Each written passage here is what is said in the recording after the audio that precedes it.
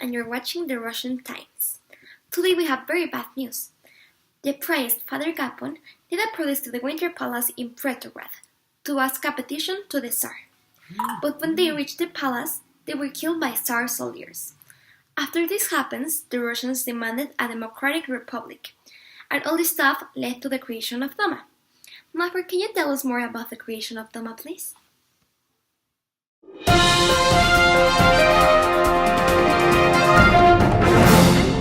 What are the Dumas? These Dumas were created in 1905 by the Tsar Nicholas II. These were because the government was desperate to calm an uprising. There were 4 Dumas.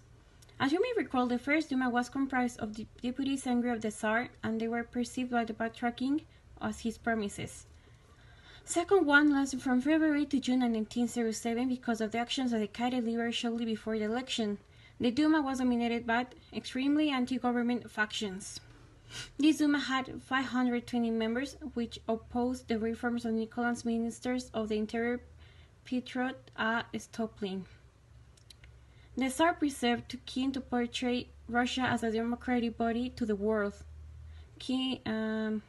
particularly to trade partners like Britain and France, who were pushing forward with a limited democracy. He changed voting laws, limiting the electorate to just those who own property, disfranchising most peasants and workers. Well, the elections held in 1912, and the 4th Duma was created. This was the last radical and the first of the second one, where it was deeply criticized for the Tsar and closely questioned by the government ministers. During the First World War, the members of the 4th Duma grew increasingly critical of the Russian government in 1917, joined with the army to send a delegation to the Tsar asking him to abdicate. When he did this, the Duma transformed into a party to provisional government. This group of men tried to run of Russia in conjunction with the Soviets while a constitution was drawn up, but all was washed away in the October Revolution. Okay, we continue.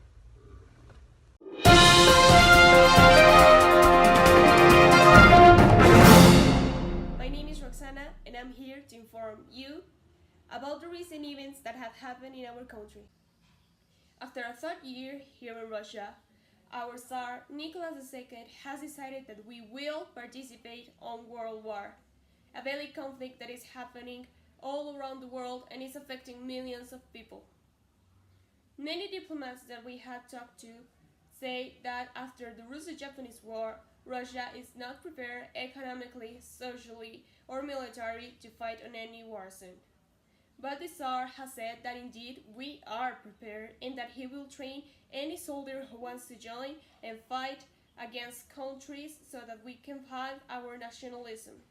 He also said that we shall not be afraid because hope will lead Russia to victory. Stay tuned for more information.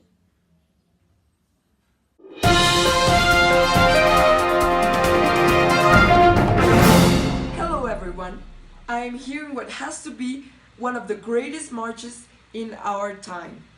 More than 100,000 people are here reunited, mostly women. I've talked to some of them and they seem to be mostly caring wives and working mothers.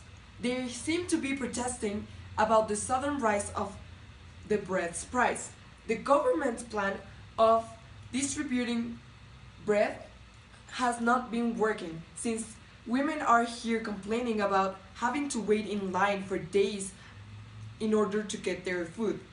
Some of them are taking a pacifist approach, demanding the stop of the war, since some consider we are not qualified to fight it.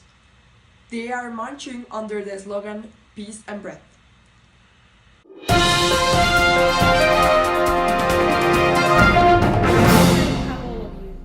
On recent information, we have that after 28 days of fighting on the war, Russia has been defeated on the Battle of Tannenberg by Germany.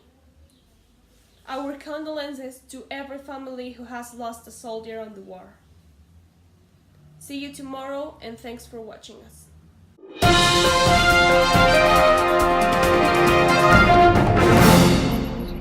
I'm about to inform you about Lenin's return. When Lenin returned from his exile in 1975 to seize power, the revolution started a new phase. He became the head of the radical Bolsheviks, which were the group of Soviets who thought things had to get done in a violent way. The Soviets started growing in number from 50,000 to 240,000. In November 6, 1917, the Bolsheviks stormed at the Winter Palace. At this point, the government collapsed quickly.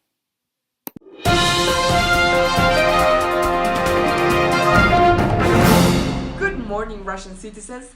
We have very interesting news for you today, as it might appear that Tsar Nicholas II has finally abdicated the throne.